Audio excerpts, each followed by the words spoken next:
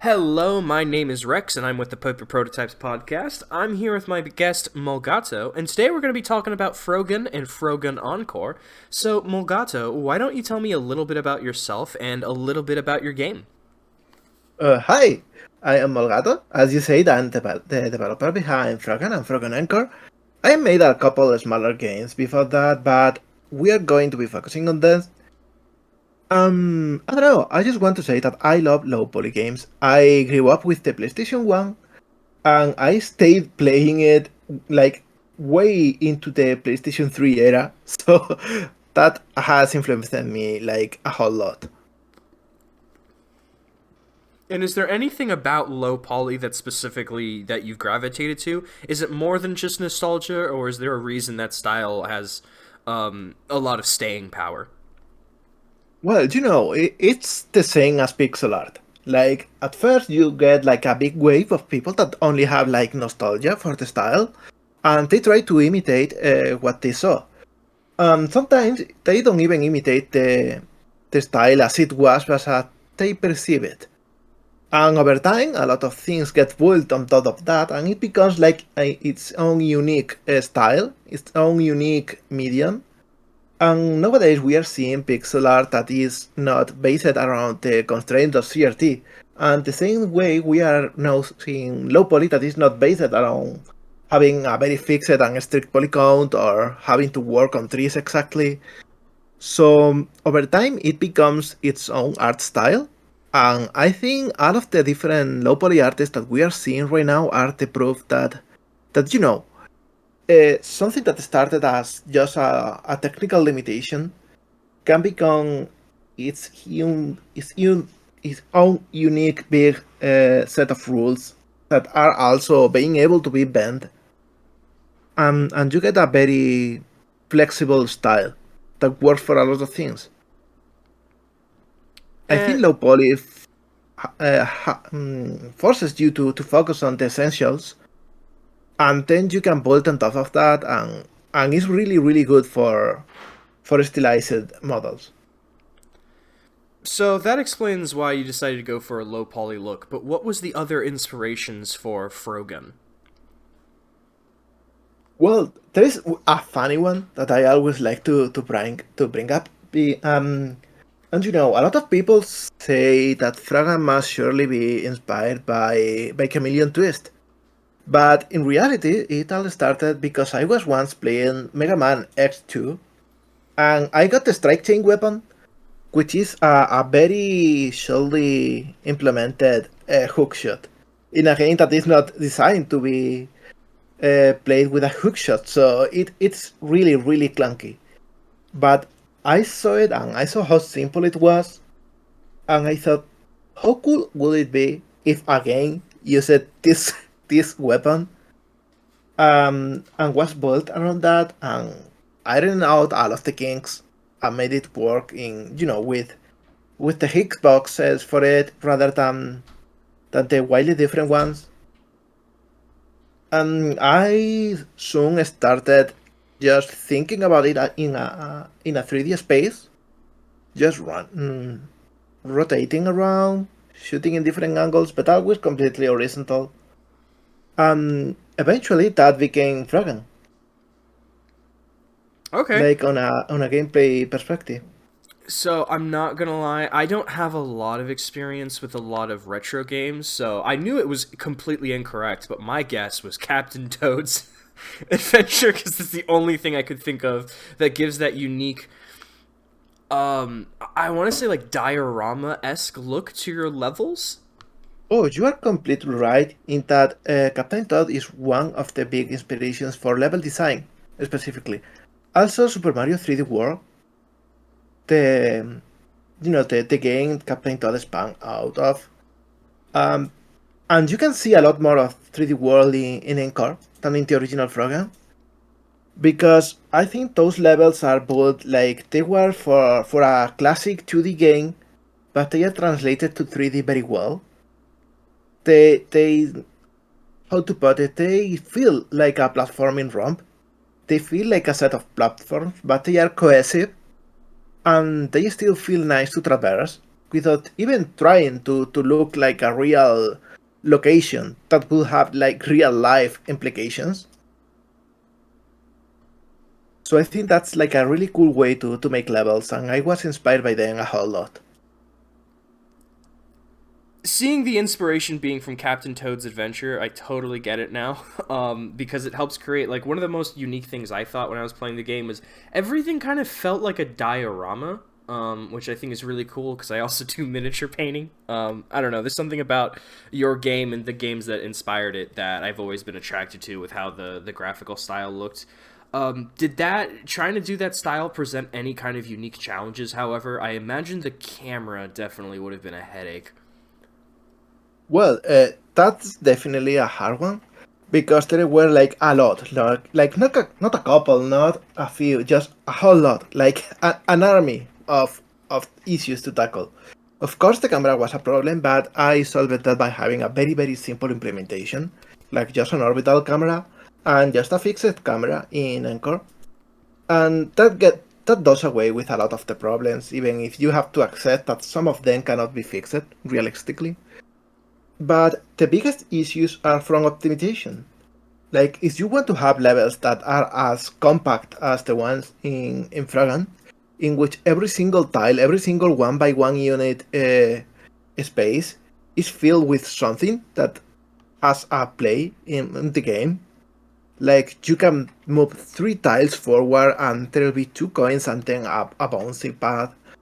And if you want to make levels that are as compact, that will eat a lot of resources in terms of polygon count, in terms of physics, in terms of collection, even in terms of simply how many items are there. You either make really small levels or you have to optimize like crazy. And I remember optimization became the bane of me when I was working on that. Also, big shout outs to my publisher, Top Hat Studios, because they helped me a lot with optimization. It was like the hardest issue near the launch, so we were also pressed for time, and it was double the stress. But just wanted to say that optimization looks like something you can look through that you don't even have to worry about when people think about games. But in fact, it usually is like half the amount of work when it comes to launching a game. And how do you end up making a pleasing style with a low poly look, considering you're limited to what kind of textures that you can work with and what kind of lighting that you're worked with? Also, since the game was inspired by the N64, did you limit yourself to how the N64 was rendered, or did you go for more like something aping to recreate the style of the N64 instead of a strict recreation? Oh boy, that's a lot of stuff, and I am so happy because I know what to answer to everything. First of all, I was more of a PlayStation kid than an X64 kid because I had enough to buy a PlayStation. I saved for a few years when I was a kid, but I didn't have money to buy any other console afterwards, so I only experienced like half that generation. I experienced the PlayStation side, and that is why I am fond of crisp pixels rather than blurry bilineal textures like in the N64. But also, when I was working on Frogun and when I was working on my low poly models that I made simply as commissions or personal projects before that, I always knew that my goal wasn't to limit myself to any specific technical requirements. Because realistically, I don't need to.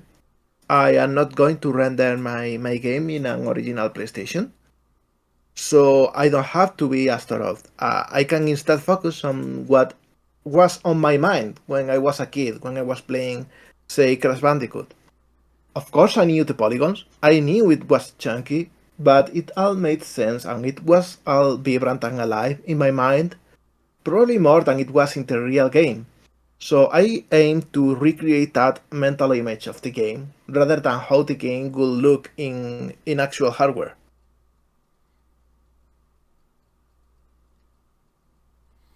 Another thing that really stood out about the game was its characters. I guess I would qualify this as a mascot platformer if I had to pick a genre. And usually for those types of games, it's really important that, well, the mascot be really likable and be a strong focus on the design.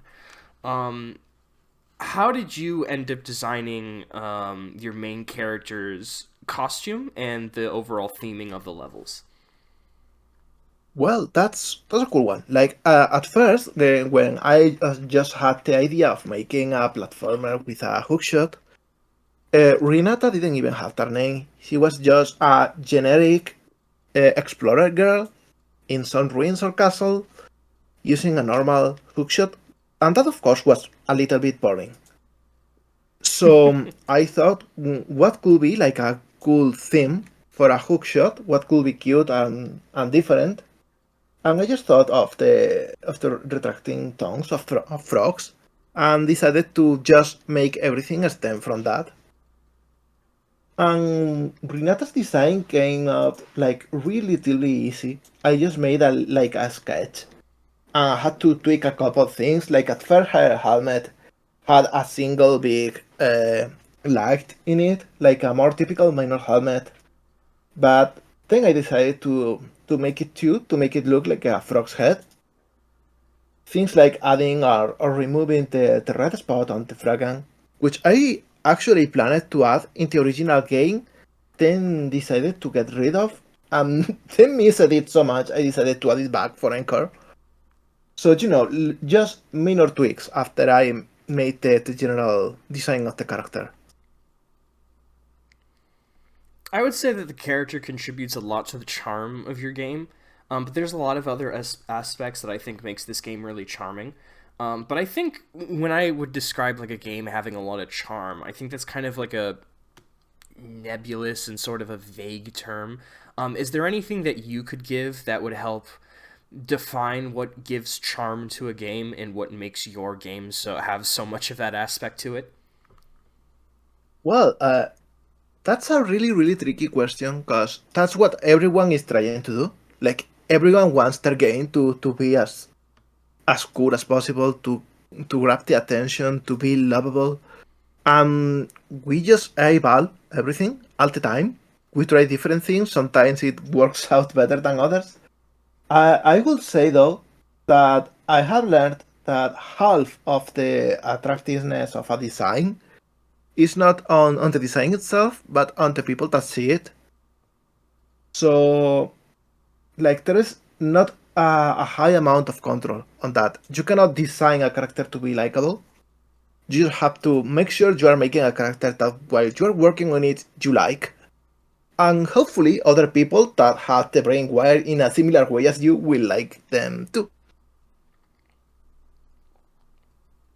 Another thing that was I thought really well designed were the bosses. But when I play bosses from this type of era of gaming, usually it's almost like there's phases. Like you have to dodge the attack, and then there's an attack of opportunity that you take. You do the damage, and then that kind of phase system repeats itself. And a lot of times you can dress up that format with different types of gimmicks.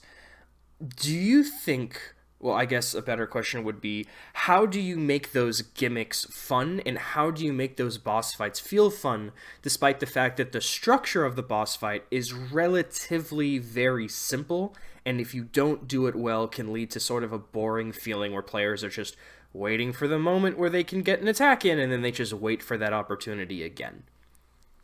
Well, that's like a question that has two different answers.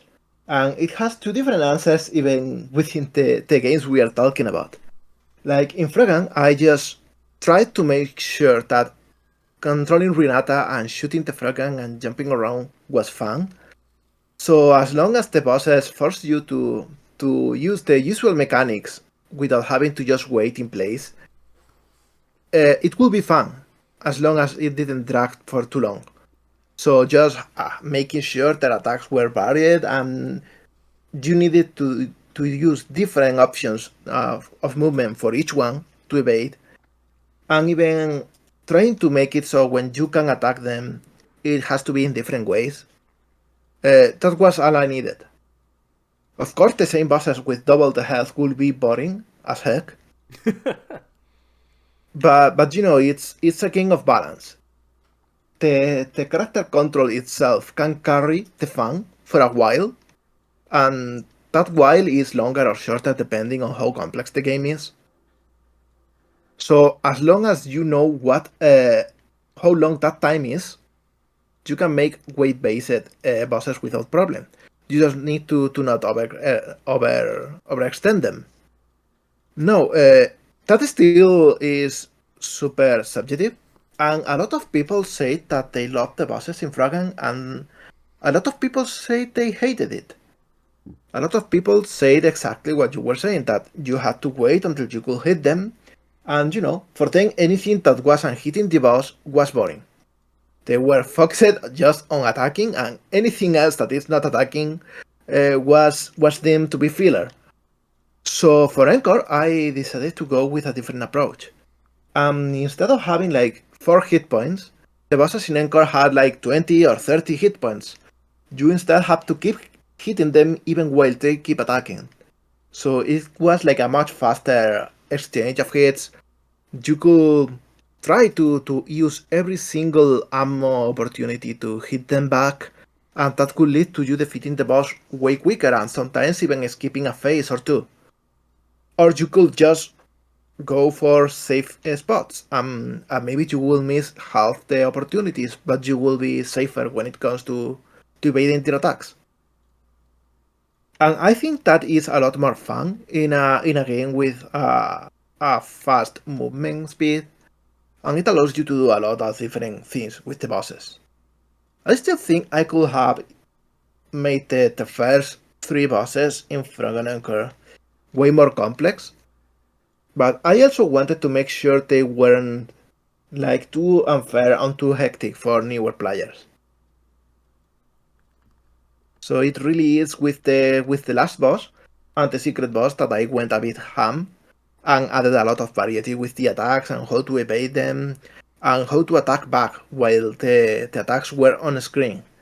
Like, you can grab the projectiles the boss uses against you, but you had to do so while evading the other projectiles, the next attack that he's using, and different combinations act in a different way.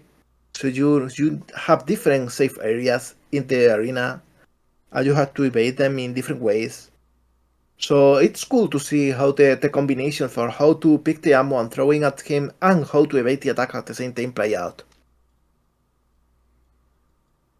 I find that a lot of people don't want to admit it, but a lot of game design is kind of dressing up something that's overly simplistic. Like, Super Mario Odyssey is probably one of my favorite. Not Odyssey, Galaxy is probably one of my favorite games. And some of the bosses are too simple. They're all the same exact structure, but the ones that I like just had a really fun gimmick involving its moveset. But that's just kind of all video games. Like, I think back to what makes a good like FPS, and at the end of the day, an FPS is basically just a really advanced point and click. All you're doing is dressing it up and giving a lot of feedback when you give a nice, satisfying click. Um, Oh, I know what you mean, and that's the beauty of making games, because building an interactive gameplay loop is a form of art itself, but it also is a sort of a combination game.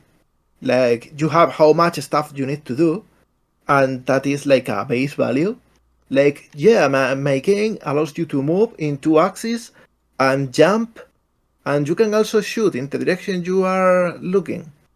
And also, the boss has this attack in which he creates a shockwave, and this attack in which he throws a tall projectile at you.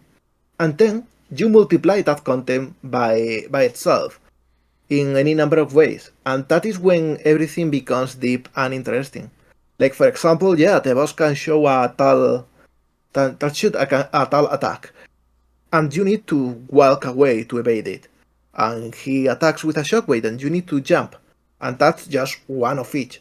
But what if he had to throw a combination of those, and you have to jump to evade a shockwave while also moving to the right to evade a tall projectile, and then you had to shoot him, but you also had to aim because he was moving at the same time. You are using four of those very simple mechanics at once, and just the order in which you play them and what combination of them you use gives you a very different result. So mixing and combining very simple things allows for very entertaining fights and very entertaining gameplay segments. So the game that I played was Frogun Encore. One question I had about Frogun Encore specifically is that you described it as an expansion slash sequel. Why describe it that way and not just call it a sequel? Well, that's complicated because at first, Frogun Encore was just going to be a small DLC to Frogun. That was the idea, that was the pitch. Frogun did well, and we thought maybe we could add like an expansion on some levels. No character redesign, no new mechanics, nothing special, just more levels, maybe with a couple gimmicks, maybe one new boss. Nothing crazy. But I was reading all of the feedback to Frogan, and I realized that like I wanted to do things differently in a lot of small little ways. And eventually the foundation was so different that I decided a sequel would be better. But I still wanted to make it small, so that if you played Frogan, you could just play a little bit more of it, just better. If I made it just as long as the original game, anyone who wanted to play both, and knowing people and knowing myself, most people will run them back to back, and it will become a slog, and they will get bored, and they wouldn't enjoy it the same way. So I thought like maybe yeah, this is a sequel, but it's also way shorter. It's got a lower price point, and it's mostly focused to people that like the first game because they are the only ones who are going to play the sequel anyway. So yeah, I thought it would be like a really good dessert to an already good dinner, if that makes sense. Yeah, because when I was doing my research, I saw that Frogan I don't want to say they're the same game, but in Frogan Encore, your movement is faster. You do have a wider move set with like the double jump, and the camera angle changed. Where before it was something you could rotate, where now it was more of a fixed perspective. What is it that drew you to those changes for your game? Well, Fragan does one thing well, which is being very slow and deliberate. But that's also a problem itself because something slow can be chill and can be interesting and thoughtful, but it can also be boring. So I thought Anchor could be a little bit faster as a game, and the way you do it is adding a little bit more of complexity, a little bit more moveset, and also making everything move a little bit faster. So everything is a little bit more open, bigger. You make bigger jumps. You can swing from one place to another. You can use an air jump when you are ziplining, and that helps a lot to cover a lot of ground. It's a different approach to the same structure. Like if you were able to play as Encore Renata in the first game, you finish the levels real quick. Sometimes it will feel a little bit clunky because everything is so close together. So that's why in Encore everything is made to fit a bit older, a bit faster, and more experienced Renata.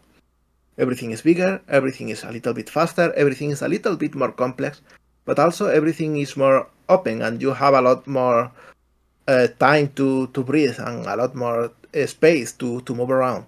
Nothing is as exact and punishing as in the first game. So I had seen that the first game had a positive rating overall on Steam, but the sequel, Frogun Encore, had mostly positive. Now I know hindsight's 2020. Do you think those changes overall were an objectively better way to drive the game, or do you feel it was just more popular to the more of a mainstream audience for those changes that you made? Funny thing is, Frogun Encore is nowhere near as popular as Frogun. Not at all, not by a long shot. It has a better average on reviews, mostly because people who played the first game and didn't like it because it's not the kind of game they want, didn't bother to play the sequel. While those that liked the first game and they understand what the game is, played the sequel, they wanted more. While the first game, it was probably a blind shot for a lot of people. They just saw a cutesy game about a girl with a frog gun. And they maybe thought it was going to be like, a cozy game for little kids or something. And then they saw the game is rather challenging and didn't like it. Or maybe they don't gel as well with the more retro mechanics. They are more in tune with other more modern design styles that admittedly make things a lot more streamlined. So the reviews in the first game, they are more polarized. There is people that absolutely loved it, and there is people that hated it, like with real intense feelings, like it was a real weird thing to see it unfold. Frogun Encore is a little bit more polished. It has more intention. It's probably not as edgy in its design. It's more entry and line. So maybe that's why it fended off better the worst reviews. So, as an outsider, it's easier for me to, I guess, make conclusions about where a game should develop, and I'm sure that everyone has those faults. I saw that, oh, well, this game was more positive than the last one, therefore people probably liked it more. But then you had, as the developer with more knowledge, I would say a more nuanced and complex view of how your game was perceived. Um, do you think that ever causes a clash between dev and I guess players, where players don't have all the information that you necessarily have and argue that the game should go in a direction that you know isn't good? And what do you think it's like trying to develop a game given that you have so much information, especially after a game has sold using Steam metrics and reviews? Well, that's not even a game specific question. That's how everything goes in life. You are having like a difficult day working. Maybe you are working in a shop and the computer is not working well. Maybe your manager is a jerk. Maybe you've been working for far more hours than you should, and a client comes and they don't know any of that. They assume you are fresh from the start of your shift and you are ready to give them your best. And there's always that divide. I have some players not only leave negative reviews that felt a little bit unfair, but also like strike up a couple of threads, which is funny because we are talking about a game about a gun that is also a frog. But it happens. So players don't know you are a developer. Players just see a game and they assume whatever's behind is just a game company. And sadly, a lot of players don't treat developers as human beings. So much less than that, they will know everything behind what game development entails. But that is just true for everything in life, and we must accept it. We must accept that my perspective of a game is not going to be the same as the players.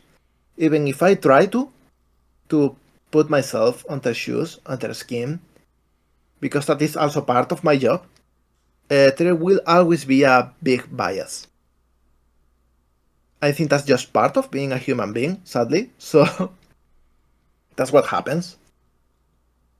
But also, I want to say that I am putting a lot of work and effort into learning, because the more I do, the more I realize things I made in the past were probably not the best way of handling stuff. For example, right now I am working on my next game, which I can already say is not related to Frogun, like at all. It's a completely different thing. I am being so much more organized and structured, and I am going to do it with the help of a few more people. Cause when developing Frogun, I did everything I could myself, and that led to a lot of the shortcomings those games have. All of the gameplay is as polarizing because the main judge of whether something was fun or not was a single person, which was me. And when one person finds something fun, there's always a coin flip as to whether another person will find it fun too. You need to have a lot more people try something, a lot more people contribute to it for it to gain some sort of balance, of reach, to make it conform to more people than just a very thin part of everyone who will try it later.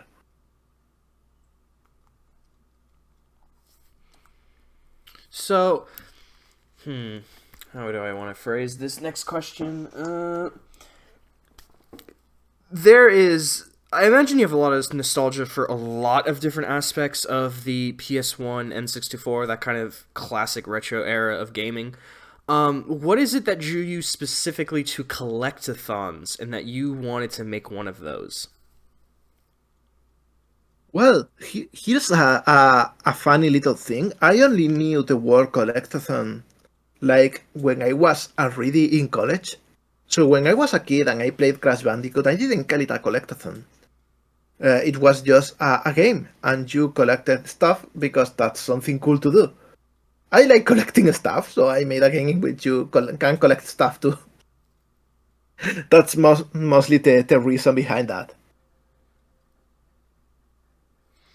So, sometimes when I play games, I'll see the collectibles and I'll just kind of shrug and go, I don't know why I would want to collect that, and I just don't. Sometimes I'll play a game and I'll think, oh, I actually need to collect all that. It's entirely, I guess, intrinsic driven. I mean, sometimes it can be extrinsic where I'm given a reward, but most of the time I think it's my own desire to collect everything in a level and complete it 100%. Not that I ever do. I suck at video games. Um, so I've heard from some people that when they don't have that intrinsic drive, that they'll call games that have a lot of collectibles outdated, and I've seen collectathons be outdated. I don't necessarily agree with that necessarily. Um, do you ever think that a game mechanic becomes outdated and just isn't useful anymore? Not really. I do think, however, that everything evolves, and game mechanics need to evolve too. Like, it's very easy to think of a game mechanic as something that is frozen in time. Like, double jumps are whatever, they are not needed anymore. No, we have whatever else. But in reality, a double jump, as simple of a concept as it is, it has evolved. Like, you play, for example, like going to a really old and really niche game, like you play Sonic R, the racing platformer hybrid. Sonic has a double jump in there. The double jump is just a repeat of the normal jump, just you do it in the air. However, you play, for example, Crash Bandicoot 4, and you have a double jump in there too. But instead, it has its own unique animation, it tweaks your movement speed, it tweaks your falling speed, it is way shorter, and it fulfills a very different uh, finality. You use it to land better. You use it to control where you land off a jump. And it's the same mechanic, it's still a double jump, but it's very different. It has evolved with times. Collectathons must evolve with the times too. You must tweak the amount of them you need. You must tweak how restrictive it is to collect stuff or not. You must adjust everything to gameplay. you must make sure that what you are making people collect is interesting and they want to collect it because it feels satisfying. For example, like in old games, you could just make people collect coins so they will increase their score. But nowadays, no one cares about the score unless they are playing specifically an arcade game with an online leaderboard. So what you make them give you a reward for the game, or maybe you make them be necessary to access another part of the game, or maybe they just feel satisfying are necessary for 1% completion. Most likely you add a different function for every single type of collectible, because everyone when is playing a game they are different, they have different priorities. Some people don't care about 100% completion, but they care about unlocking an extra hit point. Some people don't care about any of that and just want to see how fast they can finish a game. So having a variety of collectibles that are different in their goal, their design, and how they work in the game is probably for the best for the collectathon genre. So I don't think collectathons are dead. I just think making a collectathon just the way they were back in the day will feel dated.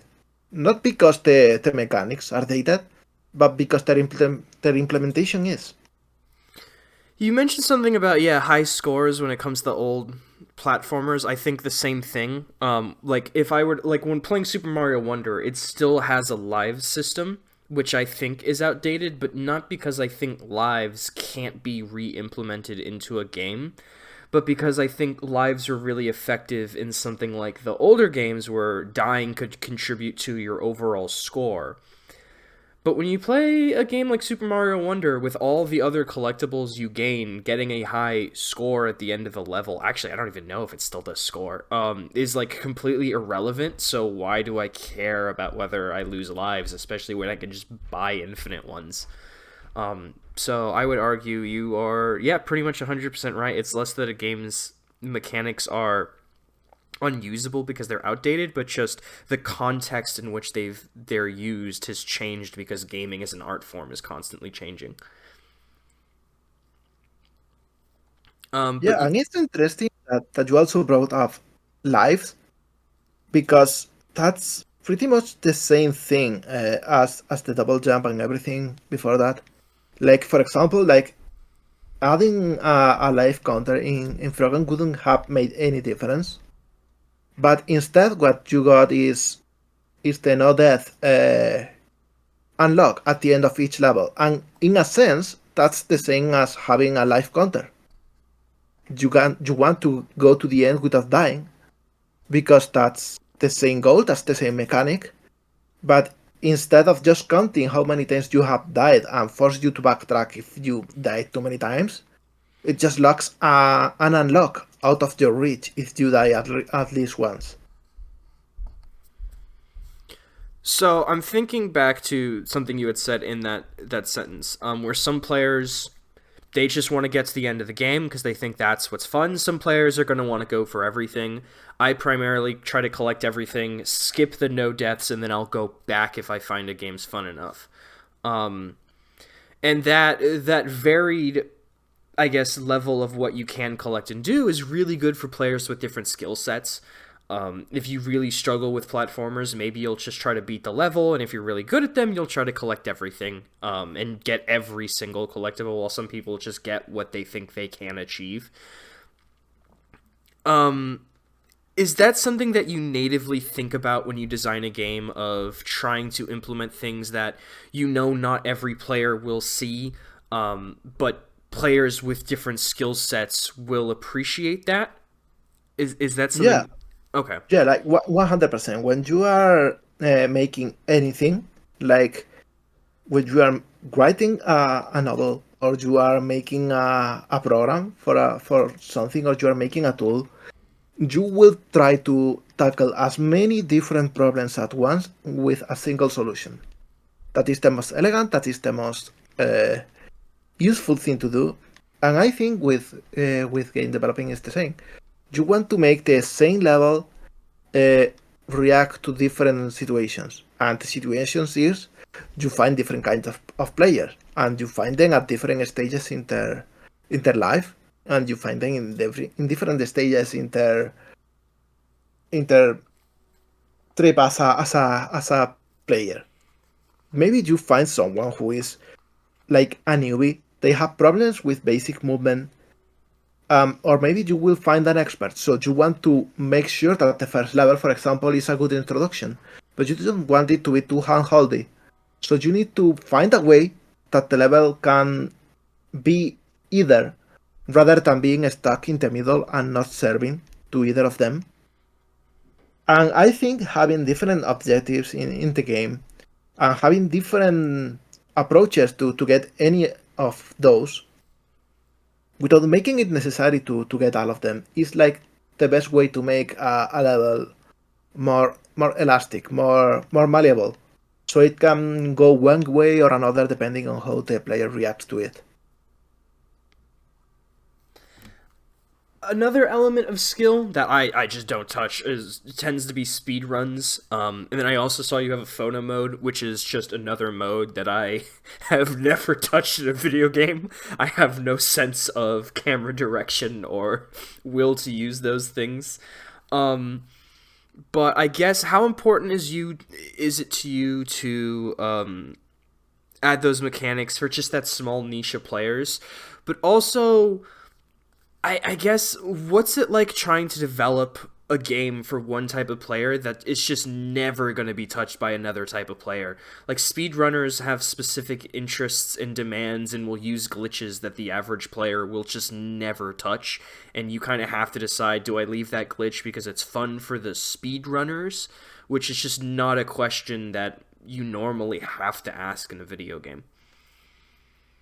Well, that's it's certainly something I hadn't thought about before it came to be in Frogun. Like, for example, there was this bug about climbing walls. Like, if you mashed the click fast enough in a specific position, you could climb any wall. And that bug I tried to fix several times, and it kept reappearing. But it's almost if Destiny just wanted me to keep it. I still try to tweak it so at least it's not as harmful, because a few speedrunners reached to me and said, "Hey, this exploit is real cool, and I like it, but also it requires you to click so fast that it can lead to injuries in your hand." And since we know how competitiveness is, we know that people will not stop using this just because it's bad for your health. It will basically force everyone to use it, or they won't be competitive. And that was a big problem, because of course I don't want to make a game that breaks your hand. So I decided that that specific bug I needed to fix or tweak in a way that it wouldn't happen. But also I didn't need to I didn't feel the need to completely remove it, because for normal play, for casual play, it doesn't affect anything. Like, of course, there is ways to glitch the game and become invincible, but they are super complex to make you need to know how to do it. And most players just won't care about that, so they won't even find it. They won't even feel the need to point that it's a problem, because it's not for them. It's it's not even something they will run into. Never in a million years would I have thought, hey, you need to fix this glitch. Speedrunners are hurting themselves. Like, it's just not It does. something that you expect can even happen while developing a It, game. it happens. It's apparently something that is very common. I didn't know about it either until then. This is why I always ask questions about speedrunning, even though I'm not involved in that community, because it's just a niche that just has some wild stories that I just don't think about, and I think that the fact that they have a completely different perspective is fascinating to me. It is like I. By the way, Frogun Encore is announced for Games Done Quick, so you can expect to see an amazing speedrun soon. And I am talking with the runner lately, and we are preparing what it is because I'm going to be commenting and everything. I always say to them that when I see someone running my games, I am always amazed because they do things that I should know because I made the game, but I don't know anything about. It feels as if they used the game as a tool to make a second game, and I just find that to be like magical. So I'm surprised it's taking me this long to ask. What is it that makes a good platformer? Because we've been talking about all the aspects around designing a platformer, but not the actual nitty grittiness to it. Because when I was playing Frogun Encore, I noticed when I would click onto a wall, the character would spin, and during that spin would give me the opportunity to double jump. And that pause of not having to, the minute I slam on the wall and hit A, otherwise I would not be able to do the double jump, allowed me to have like a really just fun, lighthearted platforming experience. Just because the timing on that jump was very forgiving. So, what is it to you, and what mechanics have you added that creates fun platforming? Because I know there's stuff that players might not have heard about, like coyote time and other things that might have been implemented. Well, see, when I made Pragan, I didn't think very well about the implications of the mechanics. I just wanted to have a cool horizontal hookshot and to be able to aim in 8 directions or even 360 directions if you were using analog.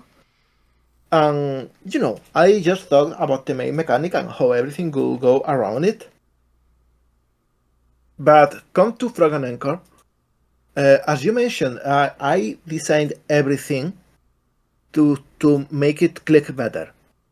I made it so that when you hit a wall from a zip line, you can either let it go, and after half a second you'll be falling down. You can either jump again using your double jump. You could use the double jump before you hookshot, and it will still be the same move, and it will still cost you the same one opportunity you have to pull that move in the air. You could also jump before you hit the wall, and you could slingshot yourself to maybe reach the same ledge. I wanted to add variety, to add a a bit of a, I don't know, a decision for players to make every single time, how they decide to tackle each problem. And I think, after all, what makes a good platformer is most of all the movement and the places you are moving on. If they have a constant rhythm and you are allowed to tackle them in different ways, and you have to think about how to tackle it without being punished for not thinking of the one exact way to do things, it is fun. If you look at, for example, Super Mario World, like, not Super Mario World, Super Mario, yeah, the first one, the one in the NES, you'll see that even at the start, you are presented with a two-way. You can go over the blocks or you can go under them. You could even go on top of another higher block. So you have that freedom. You can execute it in a different variety of ways, and that is what gives it depth for a player. And of course, the implementation needs to be uh, good enough that actually pulling the movements is reliable and it is something you can predict to some degree, and it is something you can control.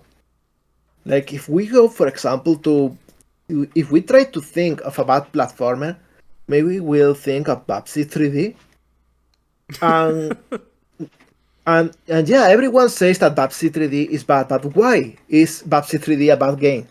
And the answer is because movement is slow and hard to control, and because it's hard to see where the platform starts and end. Everything is a plain color. And also, you have very little control of the character when he's in the air, and the camera moves wildly when you are in the air. All of that contributes to the character moving poorly, and also the player not knowing how the character will move next. So I say that that's what makes a good platformer.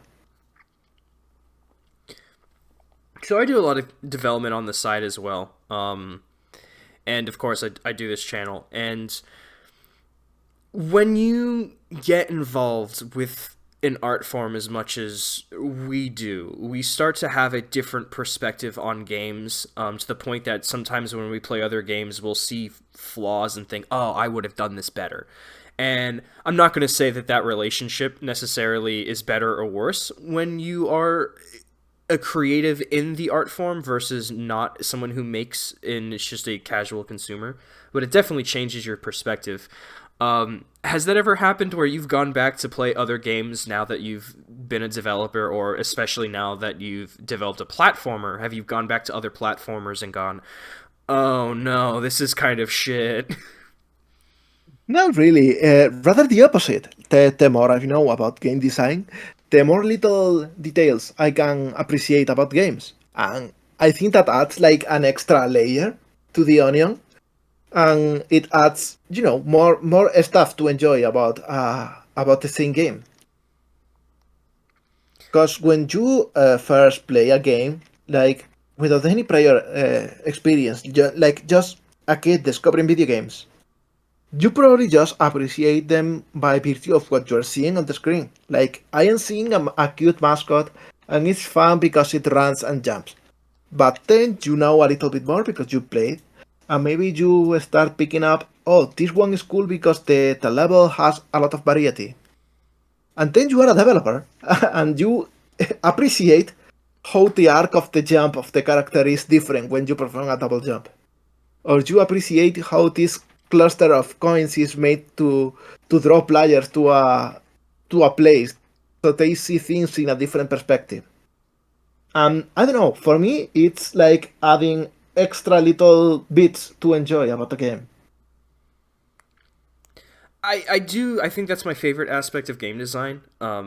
Is that when you first, if you don't know anything about games and you're just a casual consumer, the most thing that you'll get from someone is going, "Oh, this was really fun," and then that's like the most surface level explanation you can give. It might not even been fun; it's just engaging, but that's the language that they have. And then the more you learn, the better and better you can describe that emotion that you're feeling.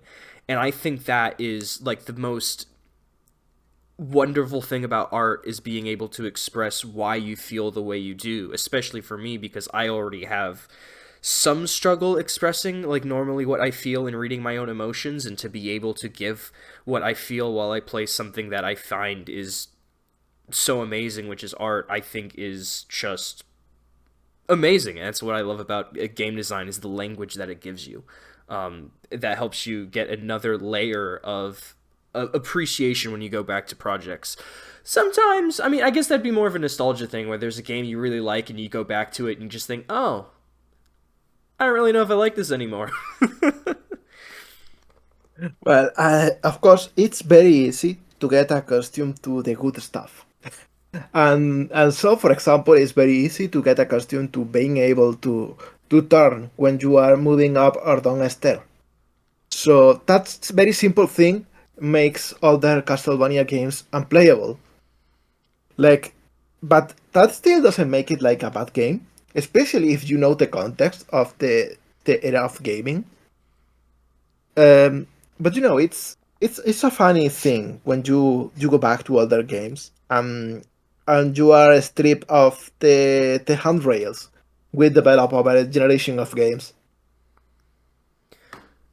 So, why do you think retro games are so popular? Because I would argue that there are aspects of retro games that there are things that are, well, I guess outdated, or things that are clunky, and that by making a modern retro game, we can bring the things that were really good out of the old games and make them, I guess, more playable. Because there are things in the old Resident Evil games that people like, but everyone complains about the clunky camera. So that might explain why we have a lot of, I guess, old school Resident Evil remakes like Signalis and I forget what the new one that just came out with is. I wish I could remember what the name Rogue of that game Country, was. maybe.